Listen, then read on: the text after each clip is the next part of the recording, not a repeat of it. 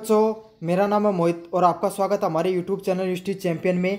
तो जैसा कि आप जानते हो, आपका बीए सेकंड सेमेस्टर का आधुनिक विश्व का इतिहास इससे संबंधित जो पेपर होने वाला है, तो ये वन शॉट वीडियो होने वाला है। इसके अंदर आपकी जो जितने भी इंपॉर्टेंट पर्सन है वो सारे कराऊंगा। इस वीडियो में आपकी unit first, unit second, unit third और यूनिट फोर्थ, चारों के चारों यूनिट के जितने भी महत्वपूर्ण पर्सन हैं उनका कंप्लीट रिवीजन होने वाला है। मतलब अगर आप सिर्फ अभी तक आपने कुछ नहीं पढ़ा है और सिर्फ ये वीडियो भी देखकर चले जाओगे तो आप बहुत अच्छे अंक प्राप्त करोगे आराम से। तो आपको क्या करना है, पूरे वीडियो को देखना है। आप में से काफ़ी बच्चे स्किप कर देते हैं, लेकिन आपको वीडियो को पूरा देखना है।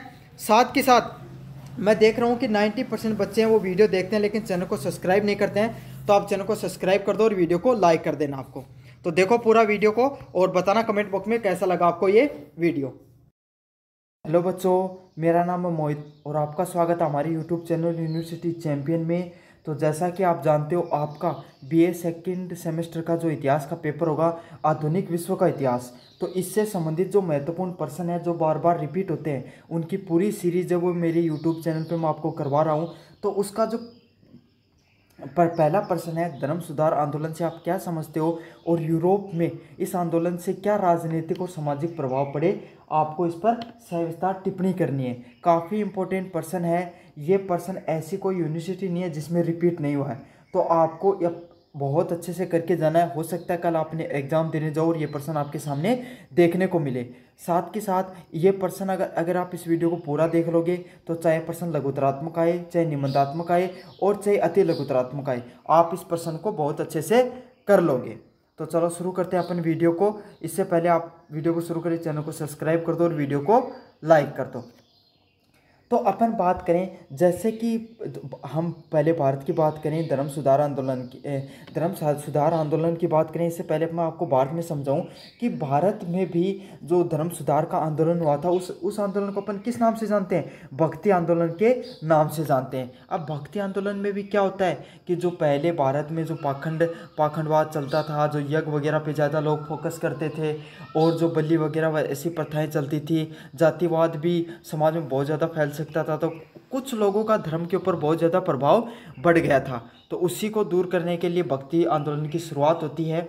ऐसे ही यूरोप के अंदर भी क्या होता है, जो चर्च होते हैं, आपको पता है यूरोप में ज़्यादातर ईसाई धर्म को माना जाता है। और ईसाई धर्म में भी एक धर्म होता है कैथोलिक धर्म। आपने पोप का नाम सुना होगा, अभी थोड़े से दिन पहले पोप की मृत्यु हुई है, जो पिछले पोप थे उनकी मृत्यु हुई है। तो ऐसे ही कैथोलिक धर्म के जो सबसे बड़े धर्मगुरु होते हैं उनका क्या नाम होता है? पोप नाम होता है।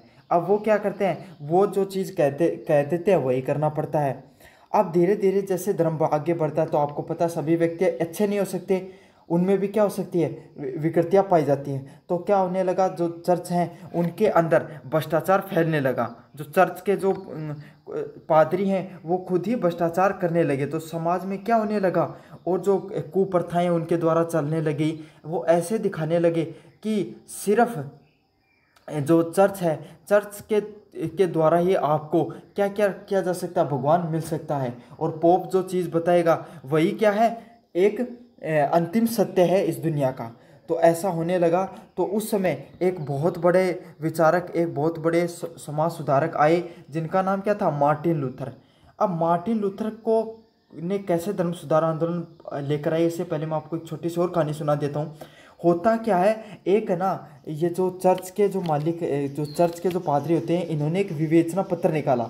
विवेचना पत्र क्या, इन्होंने एक पूरा एक पेज निकाला, मतलब एक पूरा पेज निकाला, जिसमें क्या उसने अपने कुछ मतलब ऐसे लाइनें लिख दी। और उन्होंने क्या कहा कि अगर कोई व्यक्ति इस जो पत्र है इसको खरीद लेगा तो उसको जीवन में जितने भी किए गए पाप हैं वो सारे धुल जाएंगे और वो क्या हो जाएगा, एकदम स्वच्छ व्यक्ति हो जाएगा। तो ये बात है मार्टिन लूथर को बहुत बेकार लगती है कि अगर कोई एक पत्र पढ़ने से अगर कोई व्यक्ति के अगर सारे कर्म, बेकार कर्म अच्छे हो सकते हैं, तो फिर किस बात का धर्म है? फिर तो कोई भी व्यक्ति बुरा कर्म करता चले जाएगा। और उन्हें लगा कि ये तो सिर्फ पैसा कमाने का ही धंधा बना लिया है इन पादरियों ने। तो वहाँ से मार्टिन लूथर है वो अपनी जो विचारधारा को लेकर आगे बढ़ते हैं और जो कैथोलिक चर्च है उसमें भ्रष्टाचार के खिलाफ आवाज़ उठाते हैं। तो जो धर्म सुधार आंदोलन है उसके प्रमुख उद्देश्य क्या होते हैं अपन वो समझते हैं। मैंने आपको परिचय पूरा समझा दिया। देखो, धर्म सुधार आंदोलन के मुख्य उद्देश्य क्या थे? पहला क्या था? कैथोलिक चर्च में सत्ता और भ्रष्टाचार का विरोध करना। तो आपको पता है जो कैथोलिक चर्च थे, इनके अंदर बहुत ज़्यादा भ्रष्टाचार फैल गया था। वो विवेचना पत्र निकालने लगे थे कि कोई भी व्यक्ति अगर ये पत्र भी पढ़ लेगा तो उसको क्या हो जाएगा, उसको मुक्ति मिल जाएगी। और वो शायद कुछ $1 या $5 ऐसे कुछ रुपए का था वो एक पत्र। तो उन्हें लगा कि सिर्फ ये सिर्फ जो पर चर्च में बैठे लोग हैं सिर्फ भ्रष्टाचार कर रहे हैं और सत्ता के पाने का सिर्फ इनको लोभ है, तो इसका उन्होंने विरोध किया। दूसरा क्या है? बाइबल को आम जनता तक पहुंचाया। मतलब जो बाइबल है उसको क्षेत्रीय भाषा में भी उसका अनुवाद किया गया और लोगों को ये समझाया गया कि चर्च ही सब कुछ नहीं है। सबसे बड़ा जो ईसाई धर्म में सबसे बड़ी जो अगर कुछ है तो वो क्या है? बाइबल है। बाइबल को लोगों को अच्छे से समझाया गया और इससे क्या हुआ, जो धार्मिक शिक्षा है वो सरल हुई। तो बाइबल को अच्छे से क्षेत्रीय भाषा में या एक आम भाषा में समझाया गया, जिससे क्या हुआ कि धार्मिक शिक्षा वो और सरल हो गई। अगले वाला पॉइंट है, लोगों को ये विश्वास दिलाया गया कि ईश्वर की कृपा से, मतलब भगवान की भक्ति करने से आपको मोक्ष की प्राप्ति की गई है। इसमें चर्च का कोई ज़्यादा बड़ा योगदान नहीं है। तो लोगों को बस ये विश्वास दिलाया गया धीरे धीरे गए कि आपको भगवान की भक्ति करनी है, आपको भगवान पर विश्वास रखना है। वो उसमें के लिए आपको चर्च की इतनी ज़्यादा सहायता लेने की जरूरत नहीं है। अगले वाला पॉइंट है, तो धर्म के अधिकार वो सिर्फ पोप के पास नहीं है। मतलब पोप कह देगा, पोप ही सर्व व्यक्ति नहीं है, पोप भी एक सिर्फ इंसान ही है, उससे भी गलतियां हो सकती हैं। तो आप पोप को ही सब कुछ नहीं मान सकते। तो धार्मिक अधिकारों के लिए आपको हर व्यक्ति के पास अपने कुछ अधिकार हैं, धर्म के अधिकार हैं, और उन्हें धर्म को मानने का, व्याख्या करने का अधिकार है, ना कि सिर्फ पोप के पास ही सिर्फ अधिकार होंगे। तो इन्होंने क्या प्रयास किया? देखो कुल मोटी मोटी बातें करें तो जो धार्मिक सुधार आंदोलन है उसमें क्या हुआ, जो धर्म है, ईसाई धर्म है, उसको सरल किया गया। उसको जो पहले विकृति आ गई थी, भ्रष्टाचार, जो सिर्फ धर्म है वो सिर्फ कुछ चर्च के जो पादरी होते थे उनके पास था, उसको हटाकर आम जनता को समझाया गया कि आपको भी उतना ही अधिकार है धर्म से संबंधित जितना कि इन पोप या फिर चर्च के लोगों को है। और साथ के साथ जो धर्म है उसको इतना सरल कर दिया गया ताकि हर व्यक्ति समझ सके। जैसे पहले हिंदू धर्म में होता था कि कुछ लोगों को ही शिक्षा थी धर्म के बारे में, तो वही ठेकेदार बनकर बैठे रहते थे। लेकिन धीरे धीरे शिक्षा फैली, आज हर व्यक्ति को धर्म के बारे में ज्ञान है, तो आज हम उन सब लोगों पर ज़्यादा निर्भर नहीं करते हैं। तो यही किया गया धर्म सुधार आंदोलन के अंदर भी। अब यूरोप के धर्म सुधार आंदोलन के प्रमुख नेता कौन थे? मार्टिन लूथर थे जो जर्मनी से थे, जॉन कैल्विन थे जो फ्रांस से थे, और हुडरिक जिगवेगली ये कहाँ से थे? स्विट्जरलैंड से थे। तो ये कुछ प्रमुख नेता हुए हैं इस सुधार आंदोलन से। अगले पॉइंट की बात करूं, यूरोपीय समाज पर प्रभाव। तो यूरोप समाज पर क्या प्रभाव पड़ा इस धर्म सुधार आंदोलन से? सबसे पहले शिक्षा और ज्ञान का प्रसार। तो मैंने आपको बताया जो बाइबल है उसका स्थानीय भाषाओं में भी अनुवाद किया जाने लगा, जिससे क्या हो गई, आम लोगों को भी धर्म के बारे में समझ में आने लग गई। और जिससे क्या हुआ, जिससे शिक्षा का जोर पड़ा और स्कूल व विश्वविद्यालयों की संख्या में वृद्धि हुई। तो लोगों को ये समझ में आ गया कि शिक्षा है वही जीवन में एकमात्र माध्यम है जिससे आप क्या है, इन जो पाखंडवाद है ये जो कुरीतियाँ हैं इनसे ऊपर उठ सकते हो। तो जैसे जैसे बाइबल का स्थानीय भाषा में अनुवाद होने लगा तो लोगों का धीरे धीरे पढ़ने में इंटरेस्ट बढ़ने लगा। इससे क्या हुआ, लोग वो अपने बच्चों को स्कूलों और विश्वविद्यालयों में भेजने लग गए। तो शिक्षा का प्रसार हुआ यूरोप के अंदर, और यही शिक्षा आगे जाकर यूरोप को इतना शिक्षित बना देती है कि वो लोग आगे जाके दुनिया पर राज करना शुरू कर देते हैं। दूसरे वाला पॉइंट है धार्मिक सहिष्णु लोग। तो इससे क्या हुआ, मतलब सब लोगों को ये समझ में आया कि आप सिर्फ एक ईसाई धर्म के अंदर जो पोप कह देता है वही बात माननी जरूरी नहीं है। हम अपने हिसाब से भी धर्म को फॉलो कर सकते हैं, हम चाहें तो दूसरे धर्म को भी मान सकते हैं। तो इससे लोगों को ये आज़ादी मिली कि वो अपना धर्म त्याग कर दूसरे धर्म को भी अपना सकते हैं और दूसरे धर्म को भी स्वीकार कर सकते हैं। 3 नंबर पॉइंट है समाज में धार्मिक ध्रुवीकरण। तो आपको पता है इस आंदोलन के बाद में जो ईसाई धर्म है वो दो धर्मों में फैल गया। एक था कैथोलिक धर्म और दूसरा था प्रोटेस्टेंट धर्म। अब देखो दोनों में क्या समझा देता हूँ। जो कैथोलिक धर्म था इसमें जो सबसे बड़ा व्यक्ति था वो कौन थे? चर्च थे। चर्च के अंदर जो पोप है चर्च के अंदर जो पोप है वो सबसे बड़ा व्यक्ति होता था, किसमें, इस कैथोलिक धर्म के अंदर। और उसी से टूटकर एक और शाखा बन गई, जिसका कौन था, प्रोटेस्टेंट। तो जो मार्टिन लूथर को फॉलो करते थे, मार्टिन लूथर को मानने वाले लोग थे, इन्होंने एक और धर्म को मानना शुरू कर दिया, जिसका नाम क्या था, प्रोटेस्टेंट था। समझ में आ गया। जो मार्टिन लूथर की बातें मानने लगे वो प्रोटेस्ट धर्म को अपना लिया, और जो पुरानी जो ईसाई धर्म को मानते थे वो कैथोलिक धर्म को मानते थे। अब प्रोटेस्टेंट धर्म का क्या था, इसमें चर्च को सर्वशक्ति नहीं माना गया, इसमें हर व्यक्ति के अपने अधिकार होते थे, वो अपने हिसाब से धर्म को मान सकता था। और कैथोलिक धर्म में क्या फर्क था, कैथोलिक धर्म में सबसे बड़ा व्यक्ति कौन होता था, चर्च और पोप होता है। तो विक्टन सिटी का आपने नाम सुना होगा, दुनिया की सबसे छोटा सा देश भी विक्टन सिटी है। तो वहाँ पर ही पोप रहता है, और वहाँ पर वो मतलब वो पूरा देश ईसाई धर्म से संबंधित ही है। तो आप समझ सकते हो कि अब कैथोलिक धर्म कितना छोटा हो गया है इस समय। चौथा नंबर पॉइंट है धार्मिक अधिकारों में बदलाव। तो लोगों ने धीरे धीरे ये समझ में आ गया कि चर्च से बाहर निकलकर भी हम धर्म को मान सकते हैं, सिर्फ चर्च के द्वारा बताई गई चीज़ों में ही धर्म नहीं है। तो लोगों को यही समझ में आया कि ईश्वर के साथ हम चर्च से बाहर निकलकर भी संबंध बना सकते हैं, अपने व्यक्तिगत रूप से धर्म को मानकर भी हम ईश्वर को प्राप्त कर सकते हैं, मोक्ष को प्राप्त कर सकते हैं। अब राजनीतिक रूप से क्या प्रभाव पड़े, सबसे पहला पॉइंट, राजनीतिक राजाओं की शक्ति में वृद्धि। तो सबसे पहले क्या प्रभाव पड़ा कि कुछ जो पहले शक्तियां हैं वो धर्म की शक्तियां सिर्फ चर्च के लोगों के पास, पादरियों के पास, पोप के पास होती थी, वो नियंत्रित करते थे। तो एक तरीके से सर्वशक्तिशाली लोग कौन होते थे, वही होते थे, क्योंकि भैया पता है धर्म को सबसे ज़्यादा लोग मानते हैं, और जो पोप और पादरी ने कह दिया उसी हिसाब से सत्ता में परिवर्तन हो जाता था। लेकिन इस धर्म सुधार आंदोलन से राजाओं ने मौके का फायदा उठाया, और सारी शक्तियां हैं वो क्या कर ली, अपने हाथ में ले ली। जो चर्च हैं, पादरी हैं, उनको भी अपने हिसाब से नियंत्रण करना शुरू कर दिया। तो जो शक्तियां पहले चर्च के लोगों के पास होती थी धर्म की, वो राजाओं ने अपने हाथों में लेना शुरू कर दी। 2 नंबर पॉइंट है राजा और चर्च में अलगाव। तो हुआ क्या, राज्य और चर्च है वो पहले एक दूसरे से जुड़े होते थे, पर धर्म सुधार के आंदोलन के बाद में दुनिया में धीरे धीरे दुनिया बढ़ने लगी। पहले क्या होता था, जो राज्य जो पहले क्या थे, राजा होता था, राजा को चर्च से, आपको पता है भाई कोई भी राजा है उसको जनता का समर्थन जरूरी है, और जनता का समर्थन सबसे ज़्यादा कहाँ से आसानी से मिल सकता है, धर्म के हिसाब से।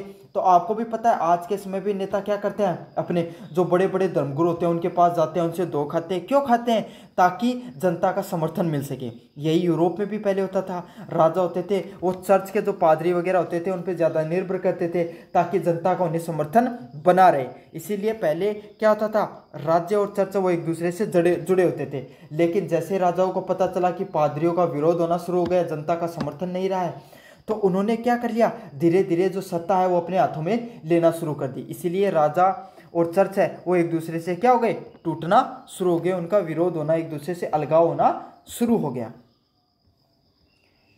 तीसरा नंबर पॉइंट है नई राजनीतिक विचारों का जन्म। तो आपको पता है जब भी कोई क्रांति होती है तो नए विचार है वो उत्पन्न होते हैं। उसी तरीके से जब जो धर्म सुधार आंदोलन हुआ तो इससे भी अलग अलग प्रकार के विचार निकल के आए, जैसे व्यक्तिगत स्वतंत्रता, कि हर व्यक्ति की स्वतंत्रता होती है। नैतिकता, मतलब हर व्यक्ति को नैतिकता का मतलब नैतिक मूल्यों का अपनाना चाहिए, संस्कारों का अपनाना चाहिए। ऐसे नहीं है कि आप धर्मगुरु बन गए और खुद ही भ्रष्टाचार कर रहे हो, खुद ही गलत कार्य कर रहे हो, ऐसा नहीं करना है। सबसे बड़ा धर्म है अच्छे कर्मों को करना, और लोकतंत्र जैसे विचारों को बल मिला। तो जो नया धर्म, नए राजनीतिक विचारों में व्यक्तिगत स्वतंत्रता की, व्यक्तिगत अधिकारों की ज़्यादा बात होने लगी।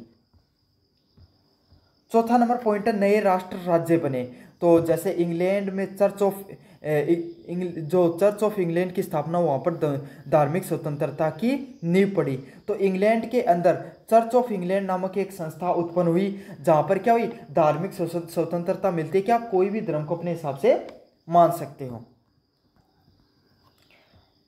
पहले वाला पॉइंट है धर्म सुधार आंदोलन एक धार्मिक आंदोलन ही नहीं था, बल्कि ये यूरोपीय समाज और राजनीति की पूरी दिशा पूरी तरीके से बदल दी।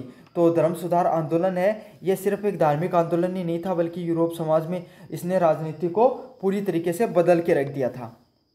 तो यही था धर्म सुधार आंदोलन से संबंधित। मैंने एक एक पॉइंट आपको अच्छे से करवा दिया इसके अंदर।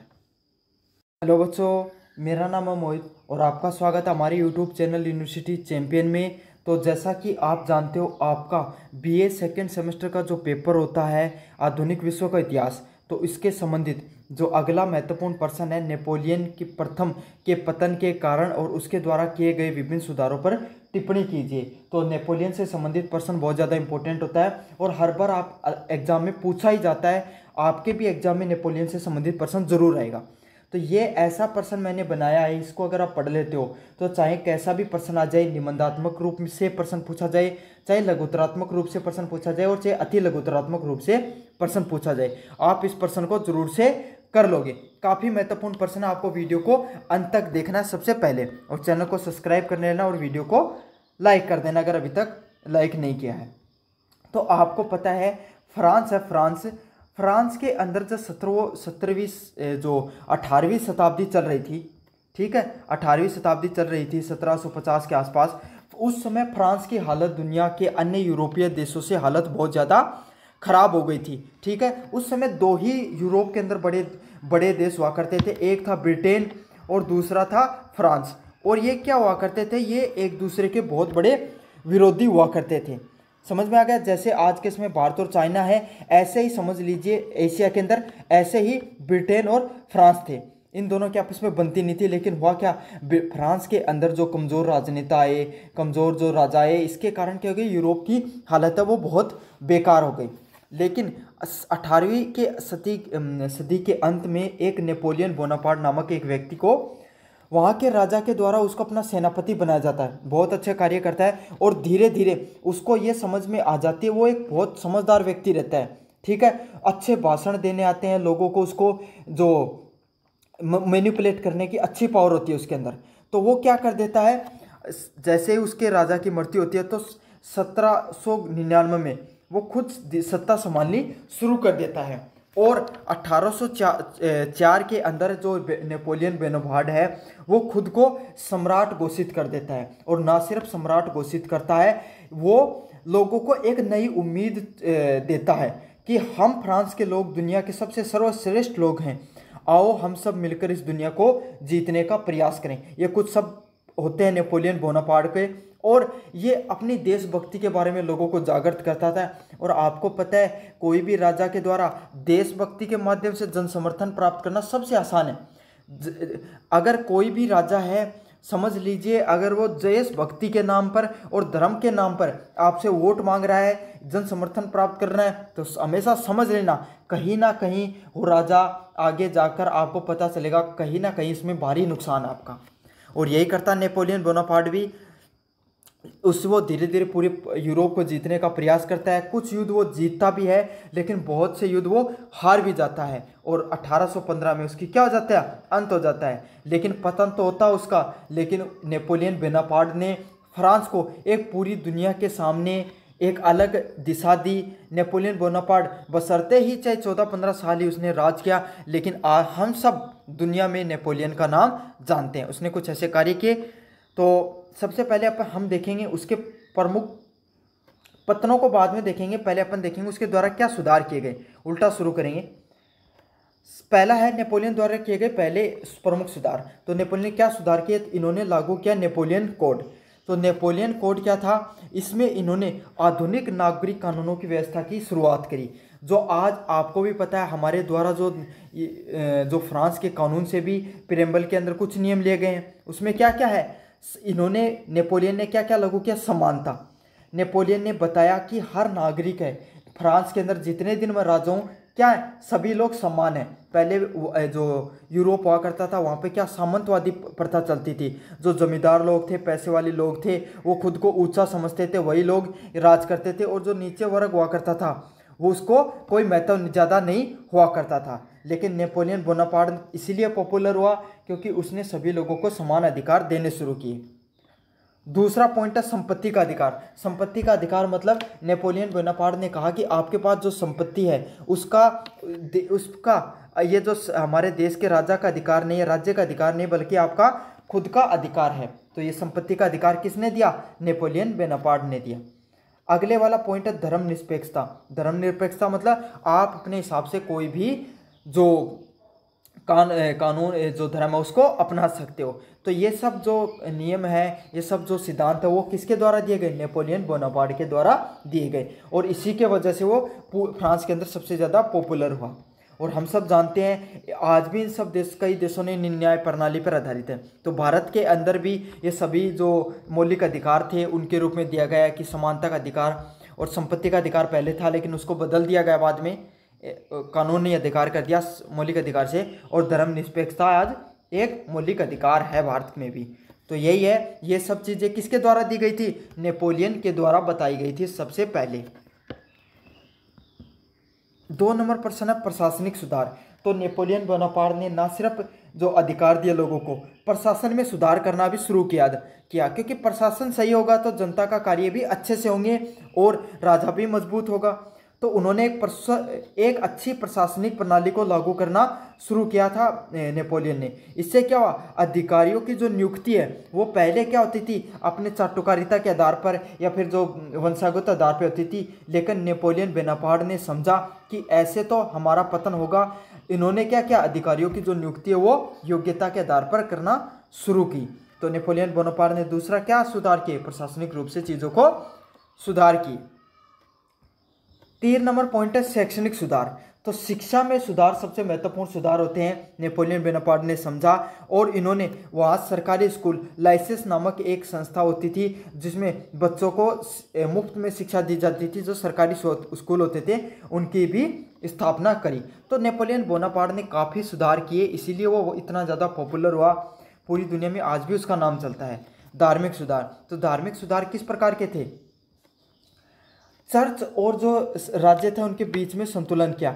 तो जैसा कि मैंने पहले वाला जो आपका प्रश्न था उसमें समझाया कि जो सत्ता थी वो पहले चर्च के लोगों के पास, पादरी के लोगों के पास हुआ करती थी, लेकिन बाद में जाकर जो नेपोलियन बोनापार्ट जैसे राजा धर्म सुधार आंदोलन हुआ तो कुछ सत्ता तो वैसे चली गई, लेकिन बाद में नेपोलियन जैसे जो राजा हुए इन्होंने क्या किया? सत्ता को कुछ हद तक अपने हाथों में लेना शुरू कर दिया। ठीक है, इसके लिए इसने 1801 में कॉनकॉर्ड संधि किया, जिसके माध्यम से क्या किया? जो कैथोलिक चर्च होते थे उन पर नियंत्रण करना शुरू कर दिया और धार्मिक स्वतंत्रता को बनाए रखा। मतलब जो कैथोलिक चर्च है उस पर भी उन्होंने कंट्रोल कर लिया और लोगों को ये अधिकार दे दिए कि आपको अपने धार्मिक स्वतंत्रता के कुछ अधिकार होंगे। तो धार्मिक स्वतंत्रता के लिए जो 1801 की जो कॉनकॉर्ड की जो संधि है ये आपको याद रखनी है इसको। 5 नंबर पॉइंट है धार्मिक सुधार। तो धार्मिक सुधार के लिए जो आपको पता है जो नेपोलियन बोनापार्ट है इसने बैंक ऑफ फ्रांस की स्थापना की। तो इस व्यवस्था से क्या हुई? पारदर्शिता आई और न्याय संगत प्रणाली है वो, आर्थिक प्रणाली है वो लागू हुई। तो जो नेपोलियन बोनापार्ट है उसके द्वारा बैंक ऑफ फ्रांस की स्थापना की गई ताकि धार्मिक आर्थिक सुधारों के लिए। तो ये कुछ प्रमुख सुधार है जो नेपोलियन बोनापार्ट के द्वारा किए गए थे। अब अपन बात करेंगे नेपोलियन बोनापार्ट है उसके द्वारा इतने सुधार किए गए, अलग अलग प्रकार के प्रशासनिक सुधार किए गए जिससे वो इतना ज़्यादा पॉपुलर हुआ। तो फिर उसके पतन का क्या प्रमुख कारण रहते हैं? ठीक है, सफलताएं देख लिया, अब उसकी विफलताएं देखते हैं। पहला प्रश्न है महत्वाकांक्षा और विस्तारवाद। तो देखो ये प्रश्न है ना, प्रश्न ये बहुत ज़्यादा महत्वपूर्ण है। ये ऐसा आ सकता है इसमें सुधार पूछ लेंगे, कहीं में पतन पूछ लेंगे, कहीं पर दोनों पूछ लेंगे, लेकिन ये प्रश्न आपके सामने देखने को मिलेगा आपको एग्जाम में। पहला प्रश्न है महत्वाकांक्षा और विस्तारवाद। तो नेपोलियन की जो युद्ध नीति थी वो अत्यधिक आक्रमणकारी थी। तो देखो जो नेपोलियन है उसने यही नारा दिया था कि जिस समय वो राज करने आया था हिटलर की तरह, हिटलर जर्मनी में राज करने आया था और फ्रांस, जब नेपोलियन भी फ्रांस में राज करने आया था तब फ्रांस की हालत बहुत ख़राब थी, मतलब सबसे कमज़ोर देश बन चुका था यूरोप का। तब नेपोलियन बोनापार्ट है वो राज करने आता और उसने लोगों को ये सपना दिखाया, लोगों को अपनी प्रणाली से लोगों को ये आश्वासन दिया कि हम पूरी दुनिया पर राज कर सकते हैं, और उसने ऐसा करके दिखाया भी। वो कोई युद्ध हारता नहीं है एक दो युद्ध को छोड़कर। तो यही होता है, उसकी जो नीति थी वो सीधी थी कि हम पूरी दुनिया पर आक्रमण करेंगे और हम जीतेंगे। तो उसकी कौन सी युद्ध थी? युद्ध नीति थी। ठीक है, उसने लगभग पूरे यूरोप को जीतने की कोशिश की जिससे अन्य राष्ट्रों ने उसके खिलाफ विरोध बढ़ा। तो बस यही था कि उसने भाई सबके साथ सारे राज्यों के पास है वो युद्ध किया, इससे क्या सारे राज्य उससे नाराज हो गए। तो बस आपको यही याद रखना है कि उसकी जो नीति थी वो कौन सी थी, युद्ध नीति को अपनाया, वो भी आक्रमणकारी को। कोई भी उसके साथ थोड़ा सा परेशान कर देता था वो युद्ध करना शुरू कर देता था। रूस पर असफल आक्रमण, तो आपको पता है कि 1812 के अंदर जो नेपोलियन बोनापार्ट है वो रूस पर आक्रमण करता है, लेकिन वहाँ की जलवायु है रूस की वो ठंडी है और बहुत ज़्यादा दूरी है फ्रांस से रूस की, तो वहाँ तक जो उनकी सेना है वो क्या हो जाती है, ठंडी जलवायु को नहीं झेल पाती है, लंबी दूरी के कारण पहले ही बर्बाद हो जाती है। इसलिए जो 1812 की रूस पर आक्रमण का जो हार है वो सबसे बड़ी हार में से एक थी नेपोलियन बोनापार्ट के लिए। तीसरे नंबर प्रश्न है ब्रिटेन से टक्कर और नेपोलियन ने सैनिक विफलता। जिस समय मतलब जो नेपोलियन बोनापार्ट है वो सेनापति ही होता है, उस समय वो इतना बड़ा शासक नहीं बनता है, उसके बाद में वो शासक बनता है।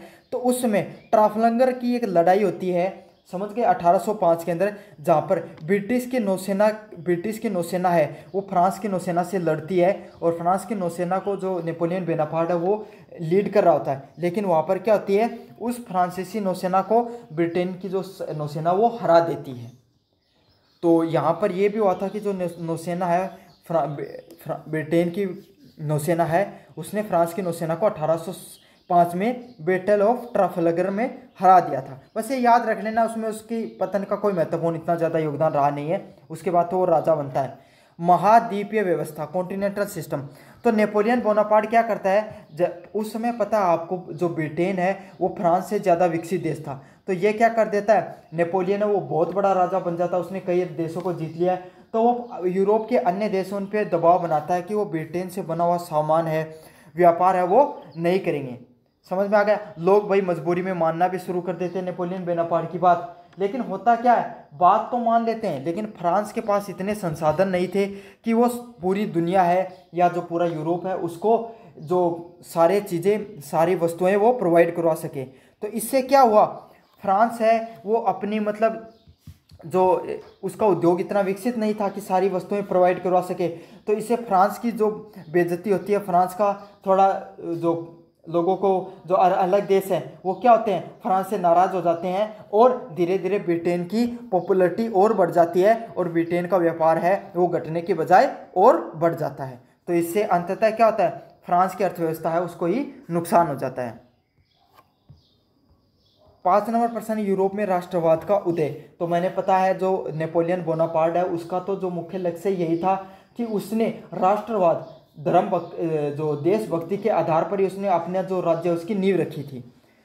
तो इससे अधीन लोगों को धार्मिक स्वतंत्रता व राष्ट्रवाद की भावना जागी, जिससे क्या हुए, बहुत सारे विरोध भी हुए। तो क्या नेपोलियन बोनापार्ट से लोग क्या दुखी हो चुके थे, तो उसके बाद में लोगों के अंदर राष्ट्रवाद की भावना जागती और विरोध प्रदर्शन धीरे धीरे होने शुरू हो जाते हैं। छठा पॉइंट है लिपजिंग की हार। तो राष्ट्र की लड़ाई के इस युद्ध को राष्ट्र की लड़ाई के नाम से भी जाना जाता है, जिसने नेपोलियन की सेना ने कई देशों के सेनाओं को संयुक्त रूप से हराया था। मतलब नेपोलियन देश समझ सकते हो आप, कई देशों ने मिलकर जो नेपोलियन के साथ लड़ाई लड़ी थी लेपीजिंग में 1813 के अंदर, लेकिन नेपोलियन इतना शक्तिशाली था उसने कई देशों को एक साथ मिलकर हरा दिया था। 7 नंबर प्रश्न है वाटरलू की अंतिम हार। तो वाटरलू की जो हार है वो ब्रिटिश और पर्शिया है वो दो देश आपस में मिलकर लड़ते हैं नेपोलियन के साथ और 1815 में उसको हरा देते हैं। और जो उस समय का जो सेंट हेलेना द्वीप था जहाँ से पैदा होकर आया था नेपोलियन, उसको भी अपने हाथों में कैप्चर कर लेता है ब्रिटेन और पर्शियन सेना। तो ये हार इतनी बड़ी हार सिद्ध होती है कि वहाँ से नेपोलियन बोनापार्ट है वो अपनी सत्ता से बेदखल कर दिया जाता है। तो निष्कर्ष यही होता है कि नेपोलियन एक महान सुधारक व सैन्य प्रतिभा था, मतलब वो बहुत अच्छा सेनापति रहा अपने समय का। उसने फ्रांस व यूरोप की राजनीति और प्रशासनिक कानूनों को आधुनिक रूप से बदलने में योगदान दिया है। लेकिन आपको पता है वो एक बहुत ज़्यादा महत्वाकांक्षी था, युद्ध की नीतियाँ उसने अपनाई, बहुत ज़्यादा विदेशी आक्रमणकारी, इसके कारण क्या हुई, यही चीज़ें उसकी पतन का कारण भी बनती हैं। तो हम उसके जो नेपोलियन है उसको दो तरीके से समझ सकते हैं। एक तरफ से वो महान समाज सुधारक भी रहा और राजनीतिक और सामाजिक रूप से भी उसने काफ़ी सुधार किया, लेकिन दूसरी तरफ उसकी युद्ध नीति उसने उसको खुद को ही पतन करने का कारण बना दिया। तो ये था नेपोलियन बोनापार्ट से संबंधित प्रश्न। तो बच्चों, मेरा नाम है मोहित और आपका स्वागत है हमारे यूट्यूब चैनल यूनिवर्सिटी चैंपियन में। तो जैसा कि आप जानते हो, आपका बीए सेकेंड सेमेस्टर का आधुनिक विश्व का इतिहास, इससे संबंधित जो पेपर होने वाला है, उससे संबंधित मैं महत्वपूर्ण जो प्रश्न है उसकी पूरी सीरीज करा रहा हूँ। उसका अगला प्रश्न है, साम्राज्यवाद से आपका क्या अभिप्राय है? 19वीं शताब्दी में इसके विकास के लिए कारकों का वर्णन कीजिए। तो साम्राज्यवाद से संबंधित आपका ये प्रश्न है, बहुत ज़्यादा महत्वपूर्ण प्रश्न है, बहुत बार रिपीट हुआ ये प्रश्न। तो आपको क्या करना है, आपको इस वीडियो को पूरा देखना है, ठीक है। आप वीडियो को पूरा देखोगे तो चाहे प्रश्न निबंधात्मक रूप से आए, चाहे लघुतरात्मक रूप से आए, चाहे अति लघुतरात्मक रूप से आए, आप इस प्रश्न को पूरा कर दोगे। और ये प्रश्न रिपीट होगा ही, मैं बता रहा हूँ। आप एग्जाम देने जाओगे, पेपर को खोलोगे, देखते ही आपको ये प्रश्न देखने को मिलेगा। तो वीडियो को बिल्कुल भी स्किप नहीं करना है, पूरा देखना आपको। तो चलो शुरू करें। इससे पहले अपन चैनल को सब्सक्राइब जरूर से कर देना अगर नहीं किया अभी तक, और वीडियो को भी लाइक कर देना अगर अच्छा लगे तो। सबसे पहले मैं समझाऊं कि साम्राज्यवाद वास्तविकता में होता क्या है। साम्राज्यवाद क्या होता है? यूरोप के अंदर क्या हुआ, 17वीं शताब्दी के अंदर जैसे ही पुनः जागरण होता है, धर्म निरपेक्ष आंदोलन होते हैं, तो इससे वहाँ के लोग धीरे धीरे शिक्षा पर ज़्यादा जोर देते हैं, वैज्ञानिक जो दृष्टिकोण है उस पर ज़्यादा जोर देते हैं, तर्कवादी बनते हैं। और साथ के साथ वहाँ पर क्या होता है, लोग शिक्षित होते हैं, अलग अलग विचार निकल कर आते हैं। तो वहाँ पर निकल के आती इंडस्ट्रियल रिवॉल्यूशन, समझ गए। तो यूरोप के अंदर इंडस्ट्रियल रिवॉल्यूशन है, प्रथम औद्योगिक क्रांति निकल कर आती है। उससे क्या होता है, उद्योगों का विकास होना शुरू होता है। उद्योगों का विकास होना शुरू होता है तो लोगों के पास पैसा आता है, और उद्योगों को चलाने के लिए कच्चा माल भी चाहिए। अब उद्योगों को चलाने के लिए कच्चा माल चाहिए। यूरोप में इतने संसाधन थे नहीं कि वो कच्चा माल वहाँ पर मिल सके।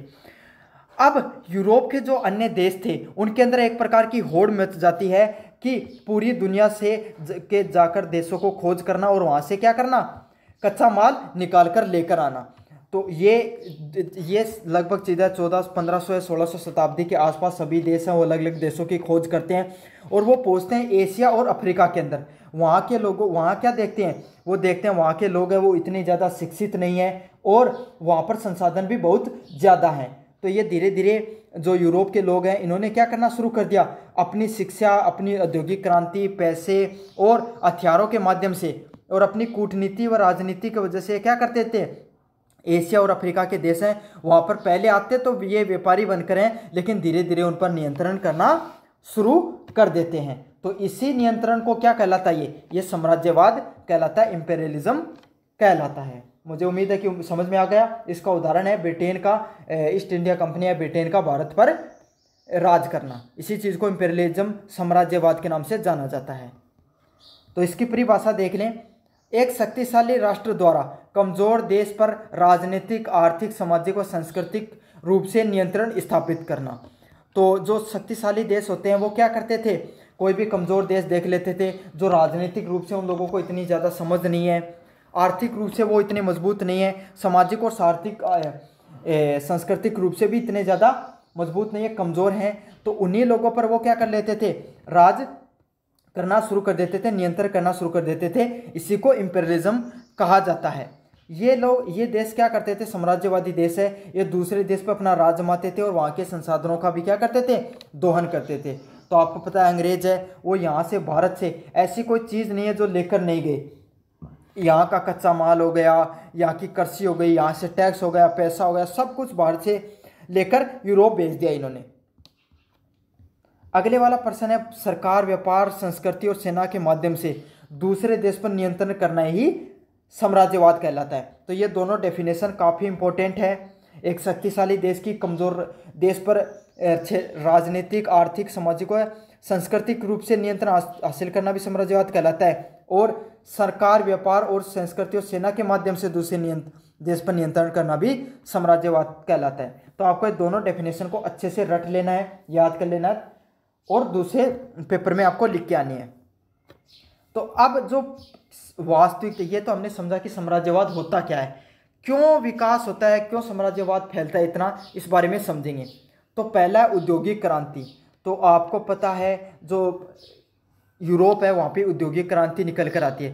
तो यूरोप है वहाँ पर इतने संसाधन नहीं होते थे इतने ज़्यादा, वहाँ पर कच्चा माल कम होता था। तो उसी की खोज के लिए और वो जो सामान बनाया इन्होंने सस्ते में उसको बेचना भी कहीं ना कहीं होता था। तो दोनों चीज़ों के लिए इन्होंने दूसरे देशों को खोजना शुरू कर दिया जहाँ पर क्या हो, सस्ता श्रम मिल जाए और संसाधन आसानी से मिल जाए। तो इसीलिए क्या हुआ, सस्ते संसाधन, सस्ते लेबर के लिए और सस्ता जो आपको कच्चे माल के लिए इन्होंने दुनिया के अलग अलग देशों पर उनको खोजना शुरू कर दिया और धीरे धीरे उन पर राज करना शुरू कर दिया। तो पहला कारण है साम्राज्यवाद का औद्योगिक क्रांति। दूसरा पॉइंट है राजनीतिक और सैन्य प्रतिस्पर्धा। तो होने क्या लगा, धीरे धीरे यूरोपीय देश है इन्होंने अपनी नौसेना है उसको मजबूत करना शुरू कर दिया और अपने लोगों को क्या करते थे, नौसैनिक का उनको पैसे देते थे और कहते थे उनका राजा कि जाओ अलग अलग देशों को आप खोज कर आओ। तो इससे क्या हो जाती थी, यूरोपीय देशों में अलग अलग देशों पर राज करने की जो नीति है साम्राज्यवाद की, वो सैन्य होड़ बढ़ जाती है।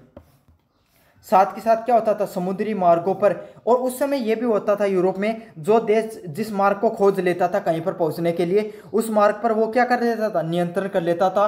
और अन्य देश का अगर वहाँ पे कोई जहाज गुजरता था उससे क्या वो टैक्स लेते थे। इसीलिए इस सब चीज़ों को करने के लिए, समुद्री मार्गों पर नियंत्रण करने के लिए, नौसैनिक अड्डों और स्थानों पर नियंत्रण करने के लिए उनमें होड़ लग गई एक प्रकार से। तो इसीलिए यूरोप के अंदर या यूरोपीय लोगों में साम्राज्यवाद को और बढ़ावा मिलता है इस कारण से भी।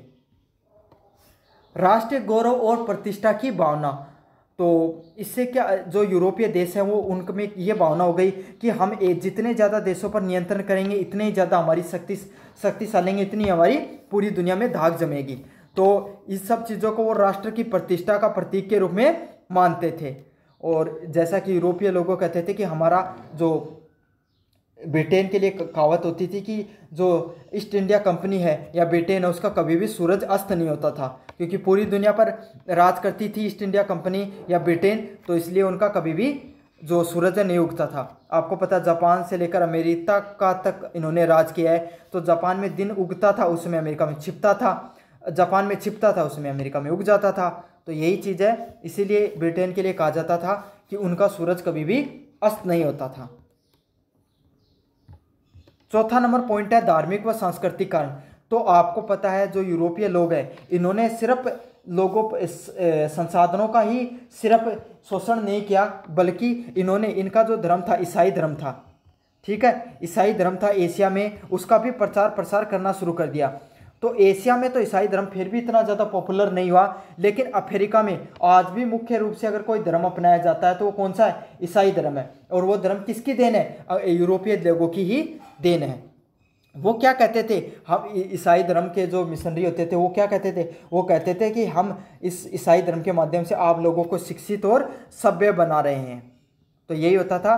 तो जो अंग्रेज, जो यूरोपीय लोग थे, इन्होंने ना सिर्फ संसाधनों का शोषण किया बल्कि धार्मिक व सांस्कृतिक रूप से भी नियंत्रण करने का प्रयास किया उस देश के ऊपर, ताकि लोग हैं वो हमेशा उनका बात मानते रहें। नव उपनिषदवाद की सोच, तो न्यूपरलिज्म की सोच शुरू हुई। तो 19वीं शताब्दी के बाद में संगठित और आक्रमणकारी और आर्थिक रूप से केंद्रित था। तो पता है 19वीं शताब्दी के बाद में जो यूरोपीय देश है उनको समझ में आया कि मुख्य रूप से हमारा जो इम्पेरियलिज्म है, जो उपनिषदवाद है, उसमें हमें सेना का आक्रमण करके उस देश को जीतना है, साथ के साथ पैसे वहाँ से जितना हो सके वहाँ से उतने निकालना है। तो इसी तरीके से वहाँ पर पहले उनका जो मुख्य जो लक्ष्य हुआ करता था जो यूरोपीय देशों को, वह सिर्फ व्यापार हुआ करता था। लेकिन धीरे धीरे क्या हो गए, यूरोपीय लोग हैं, यूरोपीय जो पुर्तगाल हो गए, फ्रांस हो गया, अंग्रेज हो गए, इनका यही था कि हमें पूर्ण रूप से उस देश पर क्या करना है, नियंत्रण करना है। इसका एक स्पष्ट उदाहरण दूं तो भारत के अंदर पहले अंग्रेज है वो ईस्ट इंडिया कंपनी लेकर आए, तो उनका मुख्य उद्देश्य सिर्फ व्यापार करना ही था। यहाँ से कच्चा माल लेकर विदेश में भेजना था यूरोप में, और वहाँ का माल है वो यहाँ पर बेचना था। लेकिन धीरे धीरे उन्होंने क्या किया, पूरे देश पर ही राज करना शुरू कर दिया। तो यही था 19वीं शताब्दी के बाद में इन्होंने यही सोचा कि हम पूरे देश पर ही नियंत्रण करना धीरे धीरे शुरू कर देंगे। छठा नंबर पॉइंट है वैज्ञानिक खोज व तकनीक की प्रगति करना।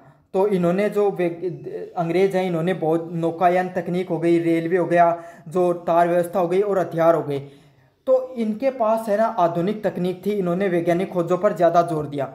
तो इनके पास आधुनिक जो है जो शिप वगैरह हुआ करती थी, इसलिए अलग अलग कई कई महीनों तक क्या करते थे, समुद्री मार्गों पर यात्रा करते थे। साथ के साथ इन्होंने एक जगह से दूसरी जगह के लिए रेलवे को बनाना शुरू कर दिया, और इनके पास आधुनिक हथियार हुआ करते थे, जो आधुनिक गन वगैरह रखते थे, इसलिए इनको युद्ध जीतना भी इनके लिए बहुत ज़्यादा आसान था। और यही कारण है इन वैज्ञानिक खोजों ने इनकी जो प्रगति है उसको और बढ़ाया धीरे धीरे। उपनिषदवाद को है और मजबूत करने में बहुत बड़ा योगदान रहता है इनकी वैज्ञानिक खोज व तकनीक प्रगति का। 7 नंबर पॉइंट है जनसंख्या वृद्धि और उपनिषदों की आवश्यकता। तो हुआ क्या, जो यूरोपीय देश है, यूरोप एक बहुत छोटा सा आपको पता है कॉन्टिनेंट है, समझ में आ गया, महाद्वीप है वो, और वहाँ पर औद्योगिक क्रांति के बाद में लोगों के पास पैसा आने लगा और जनसंख्या में भी वृद्धि होने लगी। तो जनसंख्या में वृद्धि होने लगी, इसीलिए उन्हें नए क्षेत्रों की भी तलाश होती थी यूरोप की बढ़ती जनसंख्या को बढ़ाने के लिए। तो ये भी एक बहुत मुख्य कारण रहता है उपनिषदवाद को बढ़ावा मिलने के पीछे, कि नई जनसंख्या है उसको उसको बसाने के लिए एक नए क्षेत्र की तलाश में भी ये क्या करते थे, अलग अलग देशों में जाकर राज करते थे और वहाँ के क्षेत्र पर नियंत्रण कर लेते थे। तो ऐसा काफ़ी देश है। अब मैं एक छोटा सा उदाहरण देखो, न्यूजीलैंड नाम का देश है एक, ठीक है। तो न्यूजीलैंड देश है, पहले वहाँ के जो स्थानीय नागरिक हुआ करते थे, आज न्यूजीलैंड लोग को देखते हो ना, क्रिकेट टीम है तो सारे गोरे लोग ही वहाँ पर आपको दिखते हैं, लेकिन वास्तविकता में वो वहाँ पर गोरे लोग नहीं थे, वहाँ की प्रजातियाँ रहती थी। अब वहाँ पर अंग्रेज पहुँचे, इन्होंने क्या कर दिया, उनको तो उखाड़ कर फेंक दिया, आज उनका कोई अस्तित्व नहीं है, और न्यूजीलैंड देश एक पूर्ण रूप से उन लोगों को नियंत्रण में आ गया। तो इस तरीके से इन्होंने धीरे धीरे अलग अलग देशों पर उपनिषदवाद के थ्रू कंट्रोल किया। अब बात करें 19वीं इसका निष्कर्ष की बात करें तो जो 19वीं शताब्दी का जो साम्राज्यवाद है, यह सिर्फ भूमि का विस्तार ही नहीं था, इसमें क्या था, आर्थिक शोषण, लोगों से पैसे लिए गए, लोगों के संसाधनों का शोषण किया गया। राजनीतिक प्रभुत्व है, मतलब राजनीतिक रूप से भी लोगों पर नियंत्रण या देश पर नियंत्रण किया गया, और सांस्कृतिक नियंत्रण भी देखने को मिलता है। तो भारत की बात करूं, भारत में अंग्रेज़ों ने शिक्षा नीति, जो उनकी जो आधुनिक शिक्षा नीति है उसको लागू किया, अलग अलग प्रकार के धर्म सुधार किए। तो ये सब चीज़ें हैं, इन्होंने क्या किया, इस माध्यम से वहाँ की भारतीय जो संस्कृति है उसको बदलना शुरू किया। अगला पॉइंट है जो औद्योगिक क्रांति है, इसने राष्ट्रवादी सोच को तेजी से फैलाया। तो इसमें जो सबसे बड़ी जो योगदान रहा है उपनिषदवाद में, वो किसका रहता है, वो रहता है औद्योगिक क्रांति का। तो औद्योगिक क्रांति है, उसने उपनिषदवाद को बहुत, राष्ट्रवाद है उसको बहुत तेजी से फैलाती है, जिससे क्या होता है, एशिया और अफ्रीका देशों ने सबसे अधिक यूरोपीय लोगों का शिकार बनते हैं। तो ये था उपनिषदवाद से संबंधित प्रश्न, काफ़ी महत्वपूर्ण प्रश्न है। मुझे उम्मीद है कि आपको वीडियो अच्छा लगा होगा, तो चैनल को जरूर से सब्सक्राइब कर देना, वीडियो जरूर से लाइक कर देना। हेलो बच्चों, मेरा नाम है मोहित और आपका स्वागत है हमारे यूट्यूब चैनल यूनिवर्सिटी चैंपियन में। तो जैसा कि आप जानते हो, आपका BA सेकेंड सेमेस्टर का आधुनिक विश्व का इतिहास है, इससे संबंधित जो महत्वपूर्ण प्रश्न है उसकी मैं पूरी सीरीज करा रहा हूँ आपके सामने। तो उसका अगला महत्वपूर्ण प्रश्न है चीनी क्रांति। 1911 की जो चीनी क्रांति होती है उसके प्रमुख कारण की व्याख्या कीजिए और उसके क्या परिणाम हुए, कैसे कैसे घटनाएं घटी जिससे ये चीनी क्रांति है वो होती है। तो आपको पता है 19वीं शताब्दी से पहले और इनफैक्ट 20वीं शताब्दी तक जो चीन है वो सबसे गरीब देश हुआ करता था, वहाँ पे एक भूखमरी का देश कहा जाता था, सबसे भूखा देश था। लेकिन होता क्या है, 1911 की क्रांति होती है और उस क्रांति ने चीन के अंदर एक नई शासन प्रणाली की नींव रखता है, और यही शासन प्रणाली आगे जाकर आज आधुनिक चीन की जो दशा व दिशा बदल देती है। और जो आज समय चीन देखते हो, जो अमेरिका से टक्कर लेने की बात करता है, पूरी दुनिया पर नियंत्रण की बात करता है, जो देश पहले भूखमरी का उत्पीड़न था, जिसके पास खुद के पास खाने के लिए कुछ नहीं था, आज वो पूरी दुनिया को अपने पैसे ब्याज पर दे रखा, उसने पूरी दुनिया पर नियंत्रण कर रखा अपने उपनिषदवाद की नीति से।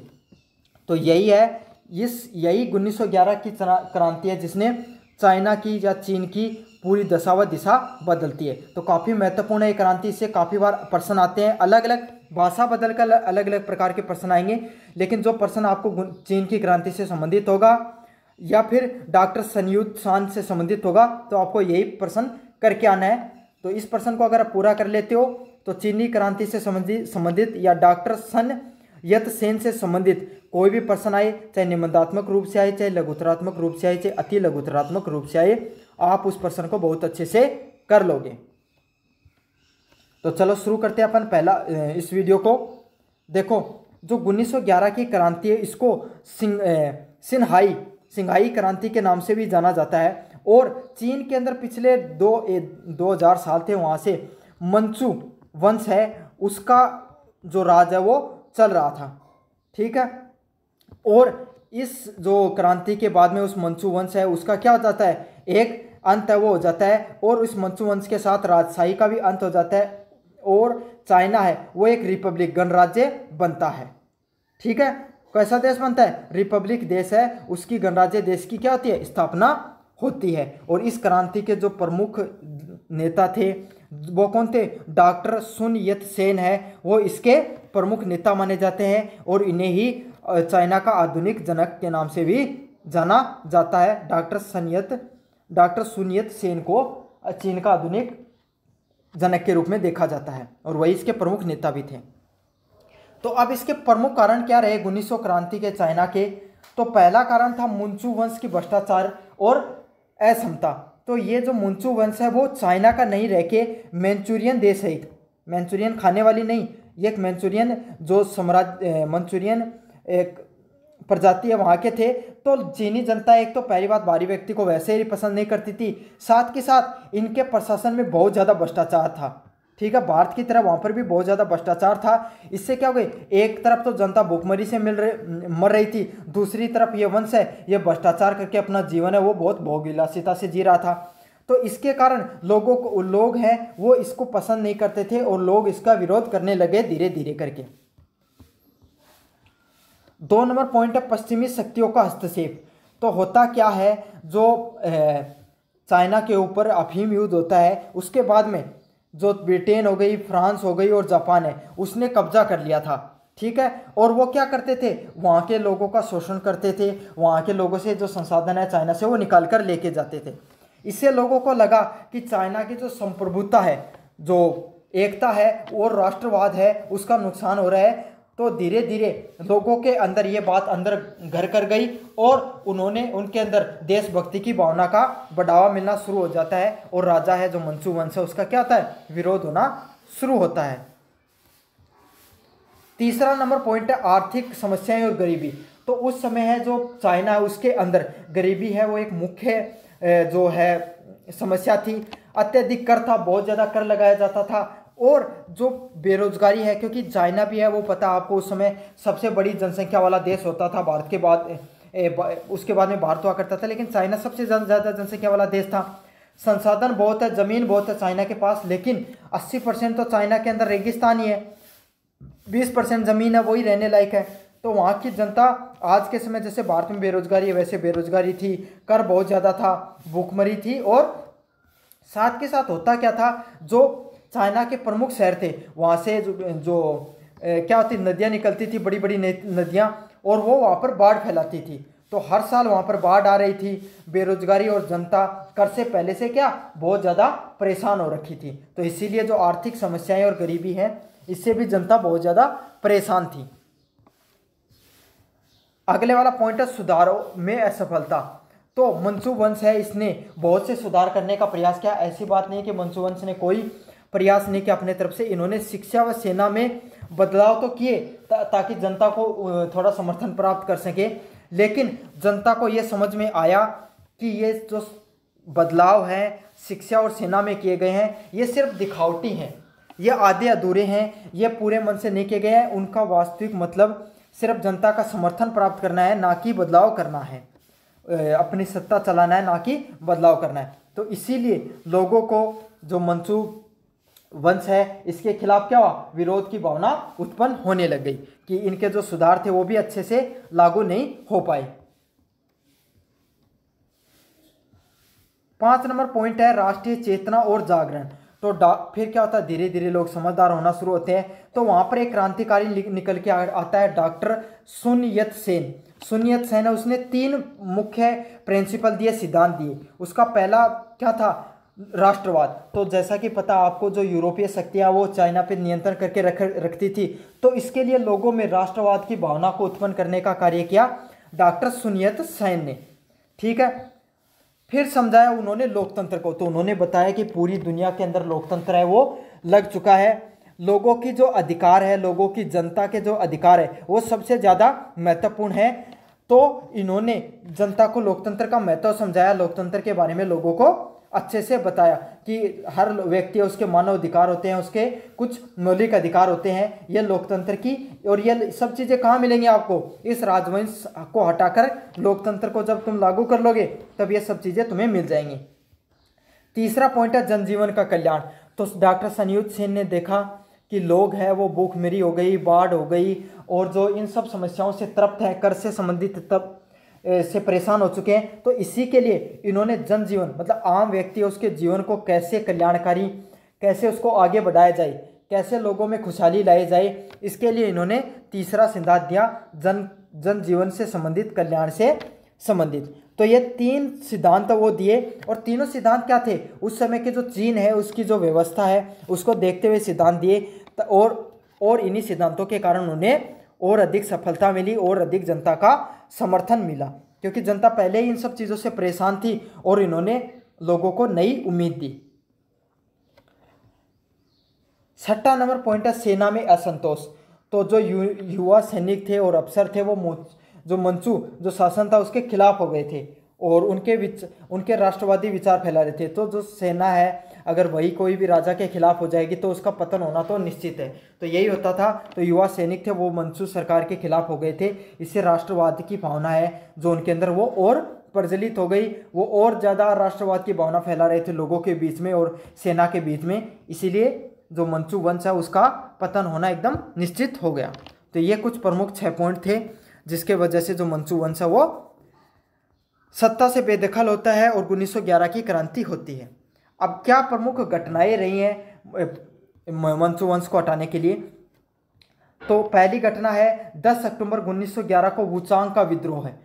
तो जो वुचांग शहर नामक शहर है जो चाइना, वहाँ पर सेना है वो विरोध क्रांति की शुरुआत कर देती है 10 अक्टूबर 1911 को। और यही जो विद्रोह है वो आगे जाकर जो वुचू वंश है उसको बेदखल करने का काम करता है। तो आपको याद रख लेना, ये मोस्ट इंपॉर्टेंट शहर है, मोस्ट इंपॉर्टेंट पॉइंट है। 10 अक्टूबर 1911 को वुचांग की क्रांति होती है। वुचांग शहर में क्या होता है, विद्रोह होता है और वो इतनी तेज़ी से पूरे देश में फैल जाता है कि मंचू वंश को अपना राजवंश है वो राजगद्दी वो छोड़नी पड़ती है। दूसरा पॉइंट है प्रांतीय सरकारों का स्वतंत्र होना। तो आपको पता है कोई भी देश होता है उसके अंदर छोटे छोटे प्रांत होते हैं, वो सरकार जो केंद्रीय सरकार उसके द्वारा नियंत्रित रहते हैं। लेकिन जब देखते हैं केंद्रीय सरकार कमज़ोर हो गई है तो वो क्या हो जाते हैं, प्रांतीय रूप से खुद को स्वतंत्र घोषित कर देते हैं कि भाई हम तो राजा की बात नहीं मान रहे, हम तो अपने हिसाब से क्या चलाएंगे, वो सरकार चलाएंगे। तो यही हुआ चाइना के अंदर भी। जैसे 1911 की जो क्रांति हुई वुचांग शहर में, उसके बाद में जो प्रांत थे, छोटे छोटे प्रांत थे, इन्होंने खुद को स्वतंत्र घोषित कर दिया। तीसरे नंबर पॉइंट है sun यat-सेन की वापसी।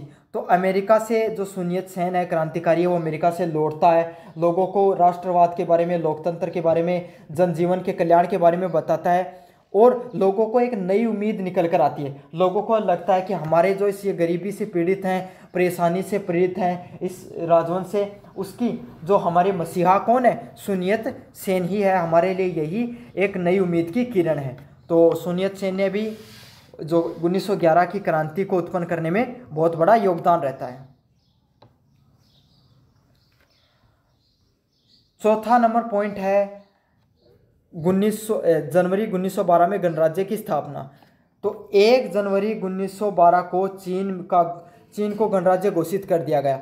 समझ में आ गया? मतलब 1 जनवरी 1912 को ही चीन के द्वारा खुद को स्वतंत्र घोषित कर दिया गया पूर्ण रूप से। और sun यat-सेन है ये वहाँ के अंतरिम राष्ट्रपति बनते हैं। तो अंतरिम राष्ट्रपति कौन होता है? अंतरिम राष्ट्रपति होता है जो टेम्परेरी राष्ट्रपति होता है, जिसको जनता का समर्थन तो प्राप्त होता है लेकिन वो लोकतांत्रिक परंपराओं के द्वारा चयनित नहीं होता है। तो जैसे कि यूनुस खान इस समय बांग्लादेश के जो अंतरिम जो वहाँ के सरकार के प्रमुख नेता बने हुए हैं, वैसे ही sun यat-सेन को वहाँ का अंतरिम राष्ट्रपति बना दिया जाता 1 जनवरी 1912 को। 5 नंबर पॉइंट है जार युआन सी की भूमिका। तो जो पीयूसी ने सियासत छोड़ दिया, तो जो मंचू सम्राट था पीयू पुई पुई ने सियासत छोड़ दिया और युआन सी को राष्ट्रपति बना दिया। उसके बाद में लेकिन बाद में वह तानाशाही प्रवृत्ति का हो गया था। तो यही था जो जिस क्रांति का प्रमुख कारण रहे। अगले वाला पॉइंट है 1911 की क्रांति के परिणाम। तो क्या क्या परिणाम हुए? पहला क्या था? राजशाही का अंत। तो 2000 वर्षों से चली आ रही जो सम्राट की प्रणाली थी उसका क्या हुआ? अंत हो गया और जो चीन है वो क्या एक रिपब्लिक देश बढ़ के आता है, गणराज्य देश के रूप में उसकी स्थापना होती है। दूसरा नंबर पॉइंट है गणराज्य की स्थापना। तो चीन में पहली बार गणराज्य प्रणाली की स्थापना होती है इस क्रांति के बाद में। तो 1911 है, उसमें क्रांति के बाद में 1 जनवरी 1912 को एक गणराज्य देश के रूप में स्थापित होता है चीन। 3 नंबर पॉइंट है राजनीतिक अस्थिरता। तो युआन सी की मृत्यु के बाद में चीन के कई क्षेत्रीय नेता हैं वो सत्ता में आ गए और अव्यवस्था फैल जाती है। लेकिन जो युआन सी है उसकी मृत्यु होने के बाद में चीन में फिर से कई सेना नेता आते हैं और अव्यवस्था फैलना शुरू हो जाती है। अगले वाला पॉइंट है राष्ट्रीय आंदोलन की दिशा मिलना। तो इस क्रांति ने आगे चलकर माओ व कम्युनिस्ट क्रांतियों के लिए रास्ता खोला। तो उसके अब आज के समय जो माओइस्ट लोग हैं या कम्युनिस्ट लोग हैं वो राज करते हैं उसके ऊपर, चाइना के ऊपर। तो इसी से आगे जाकर क्या हो, जो माओ और कम्युनिस्ट जो लोग हैं, जो कट्टरपंथी लोग हैं, उनकी चाइना के अंदर क्या होती है? एंट्री होती है और जो कम्युनिस्ट पार्टियां हैं वो वहाँ पर रूल करना शुरू कर देती हैं।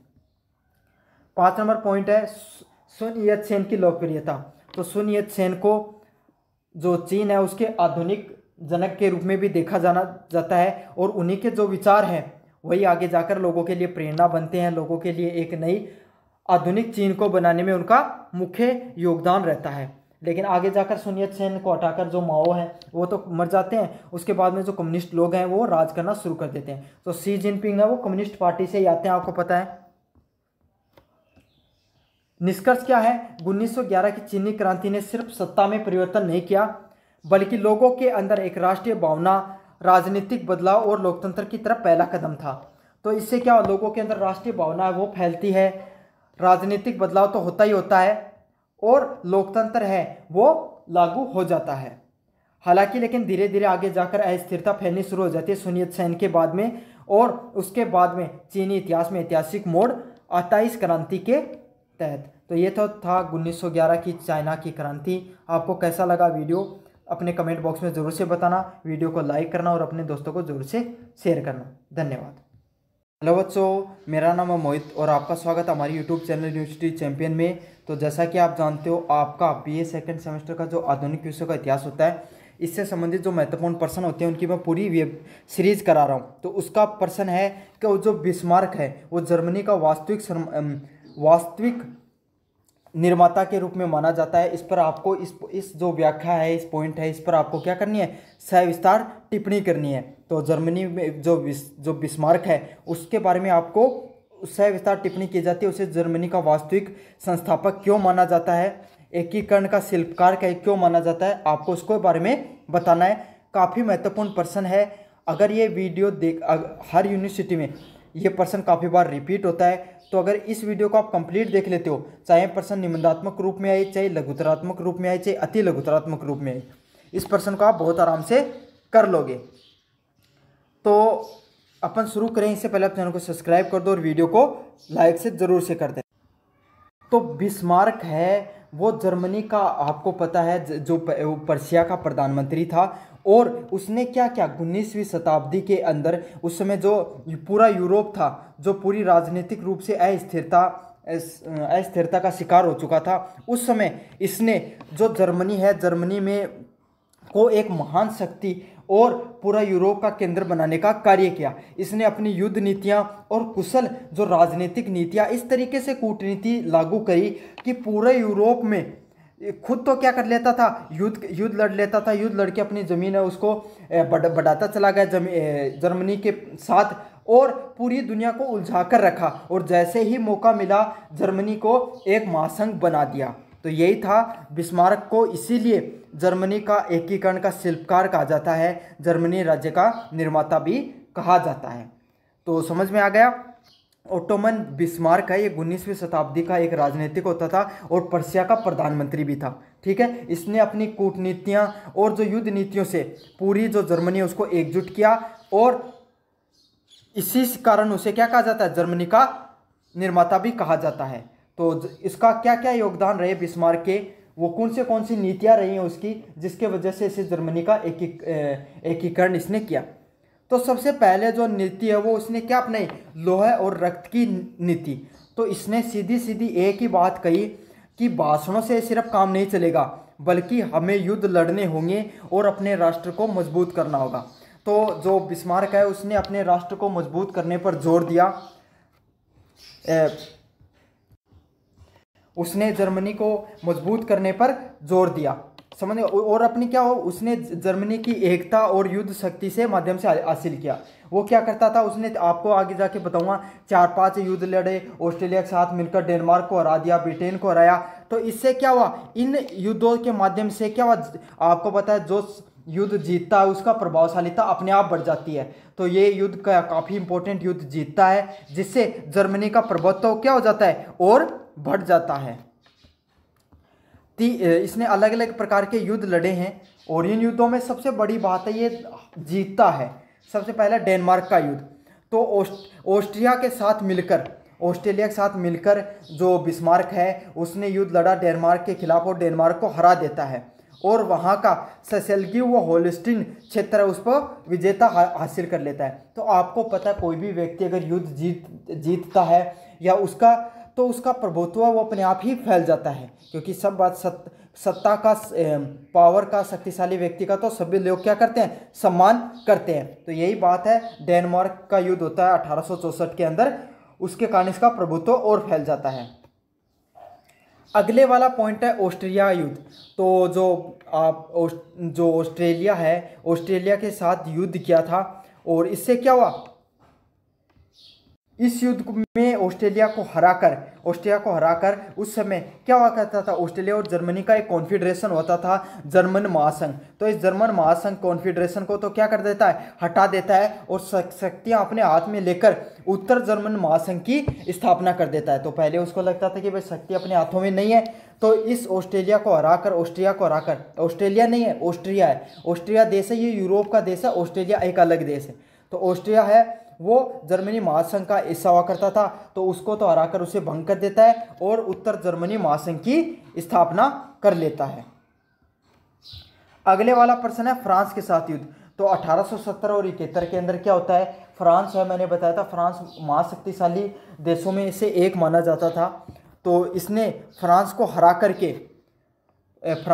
करके दक्षिण जर्मनी राज्यों में साथ के साथ फ्रांस को हराया, जिससे क्या दक्षिण जर्मनी राज्य उसको उत्तरी जर्मनी राज्य में मिला लिया। तो जो उसने क्या उत्तर जर्मनी का जो कॉन्फेडरेशन बनाया था, उसी के अंदर फ्रांस को हराकर उसमें उसको मिला लेता है, वो उसे उत्तरी महासंघ में, जर्मनी महासंघ में मिला देता है।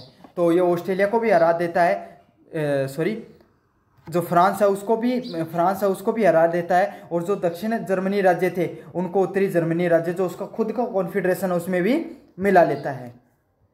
तीसरा नंबर पॉइंट है कूटनीतिक चतुराई। तो बिस्मार्क है वो क्या करता है, बड़े चतुराई से अपने दिमाग लगाकर जो यूरोप की जितनी भी शक्तियाँ थी, ब्रिटेन हो गया, फ्रांस हो गया, कुछ जो इसकी बात नहीं मानते थे उनके साथ इसने युद्ध करके क्या कर दिया, उन्हें हरा दिया। तो वो तो वैसे बात मानने लगे। अब कुछ ब्रिटेन जैसे देश थे जो बड़े थे, शक्तिशाली देश थे, उनको आपको पता भाई शक्तिशाली देश है, उसके साथ युद्ध नहीं किया जा सकता। तो आप क्या कर सकते हो, जिसको युद्ध से नहीं हरा सकते उसको अपने कूटनीति से हरा सकते हो। तो यही क्या बिस्मार्क ने ये अपने कूटनीति से जो यूरोप की अन्य शक्तियाँ थी उन्हें हरा दिया, और जर्मनी का धीरे धीरे एकीकरण करता रहा साथ के साथ, ताकि वो जर्मनी के एकीकरण में बाधा न बन सके। ताकि जर्मनी का एकीकरण यह है कि इसने जर्मनी जो एक देश है उसको, जर्मनी के देश जो अलग अलग देशों के अंतर्गत आने लगे थे उनको जीतकर अपने राज्य में मिला लिया था। अगला पॉइंट है 1871 में जर्मनी साम्राज्य की स्थापना। तो फ्रांस की हार के बाद में 18 जनवरी 18 जनवरी 1871 में वर्साय के महल में विलियम प्रथम को जर्मनी का सम्राट घोषित कर दिया। तो इसने क्या किया, जो विलियम प्रथम है उसको जर्मनी का सम्राट घोषित कर देता है, वहाँ का राजा घोषित कर देता है और अपने हिसाब से राजा को चुनाव करता है।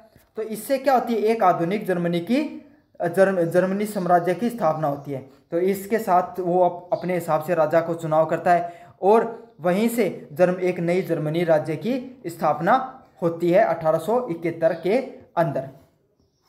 तो ये तो थी उसकी कुछ कूटनीतियाँ, कैसे उसने युद्ध नीतियों से कुछ राज्यों को जीता, कैसे उसने कुछ राज्यों को चतुराई से उलझा कर रखा और 1871 के अंदर वायसराय के महल के अंदर विलियम प्रथम को राजा बना देता है और वहीं से जर्मनी, जो आधुनिक जर्मनी आप देखते हो, उसकी स्थापना होती है। अब इसकी वो कौन सी नीतियाँ थी जिससे उसको इतनी सफलता मिली? तो सबसे पहला थी यथार्थवाद की नीति। तो जो बिस्मार्क है वो एक बहुत बड़ा विचारक भी रहा। तो इसने यही सीधी बात की कि भावनाओं का कोई महत्व नहीं है जीवन में, हमें जीवन है वो व्यवहारिकता के आधार पर जीना चाहिए। राजनीति है वो व्यवहार के आधार पर, लोगों की भावनाओं के आधार पर या फिर कूटनीति के आधार पर करनी चाहिए। इसमें भावनाओं का कोई भी मतलब कहीं पर भी नहीं होता है। तो यही बात है, ये यथार्थवादी व्यक्ति होता है जिसमें भावनाओं को ज़्यादा महत्व नहीं देकर व्यवहारिकता को ज़्यादा महत्व दिया था, इसीलिए इतना ज़्यादा सफल होता है कूटनीति के अंदर, राजनीति के अंदर। अगले वाला पॉइंट है राजनीतिक संतुलन। तो जो युद्ध, आपको पता है बिस्मार्क ने अलग अलग युद्ध किए, लेकिन इसके बावजूद भी इसने किसी भी देश को अपना कट्टर दुश्मन नहीं बना। कट्टर ऐसा नहीं कि उसका विरोध करने लगे लोग, वो इतनी कूटनीति के साथ लोगों को उलझाकर रखता था कि जिससे क्या होती थी, पूरे यूरोप के अंदर जो शक्ति है उसका संतुलन बना रहा। समझ में आ गया, कोई भी एक शक्ति है उसको इसने ज़्यादा प्रभावी नहीं होने दिया। जो देश प्रभावी हुआ उसको उसने युद्ध कर हरा दिया, युद्ध कर कमज़ोर कर दिया। तो इससे क्या हो, इसने जो युद्ध जीते तो इसने इतना ज़्यादा मतलब खुद भी शक्तिशाली नहीं बनने का प्रयास किया और यूरोप की सारी शक्तियाँ उसको भी इसने संतुलित कर दिया। तो अच्छा राजनयिक था, बहुत दिमाग वाला व्यक्ति था बिस्मार्क। अगला पॉइंट है राष्ट्रवाद को साधने की कला। तो बिस्मार्क के अंदर राष्ट्रवाद पर राजनीति करने की उसकी विशेष कला थी, ठीक है। और इससे क्या क्या, अगर आपको पता है कोई भी देश की जनता वो राष्ट्रवाद के नाम पर सबसे ज़्यादा समर्थन दे देती है कोई किसी भी राजा को, तो उसको ये पता था। तो बिस्मार्क ने भी इस शक्ति का प्रयोग किया, राष्ट्रवाद के माध्यम से जर्मनी की जनता है उसको अपने पक्ष में कर लिया और उसने करके भी दिखाया। काफ़ी राज्यों को हराकर उसने जर्मनी है उसको शक्तिशाली व मजबूत करने का प्रयास भी किया। तो जनता वैसे भी धीरे धीरे इसके साथ होने लगी बिस्मार्क के साथ। तो यही है को जो बिस्मार्क है वो न एक कुशल सेनानी था बहुत अच्छा, बल्कि वो एक महान रणनीतिकार, कूटनीतिक और राष्ट्र निर्माता भी था। तो वो एक बहुत अच्छा क्या था, बहुत अच्छी राजनीति भी करता था, कूटनीति भी उसकी अच्छी थी और बहुत अच्छा राष्ट्र निर्माता भी था। तो इसी के वजह से उसका साहस, चतुराई और दूरदर्शिता का परिणाम है।